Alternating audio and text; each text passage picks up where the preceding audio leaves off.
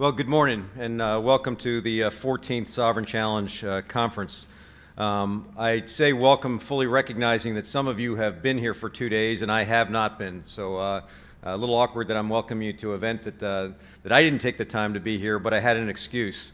As Stan mentioned, I've been in command for all of a week now. I took command last Wednesday down in Tampa. I think I know where I live now. It's not in Philadelphia, it's in Tampa.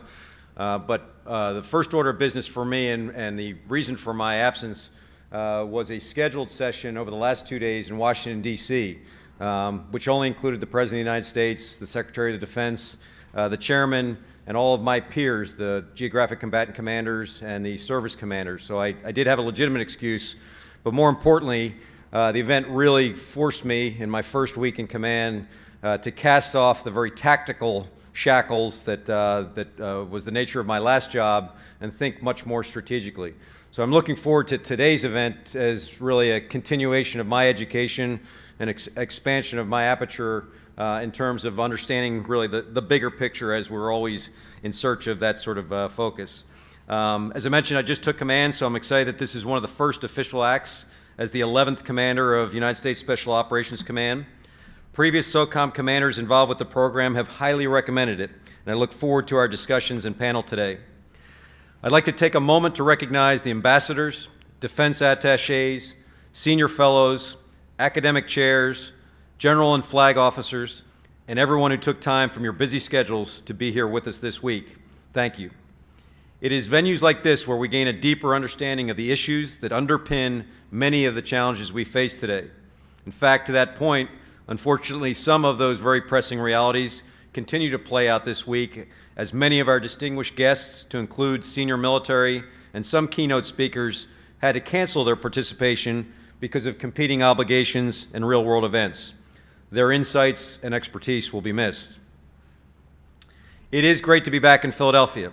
I have many fond memories growing up here, and the rich heritage of this wonderful city undoubtedly helped shape me from an early age. This is the city of brotherly love, although I'd caution you, make sure you know where you are as you pursue that in the city. The city is probably best known in American circles as a tough sports town, although Villanova's National College Basketball Championship this past week was a great exception. This is, as many of you know, the veritable birthplace of the United States, albeit at the time a mere collection of colonies, where 240 years ago, the founding fathers of this nation, at great personal risk, crafted the Declaration of Independence, which cast off the shackles of a tyrannical regime, who has since been one of our strongest allies through multiple world challenges.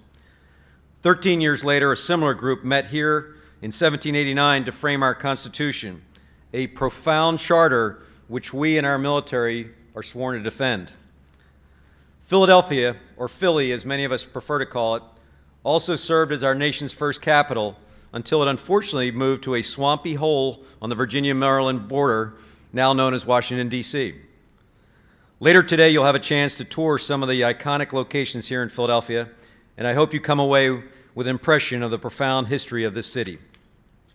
Again, I'd like to thank the organizers for putting this event together, never an easy task, but more importantly, all of you for your participation, and I very much look forward to discussion.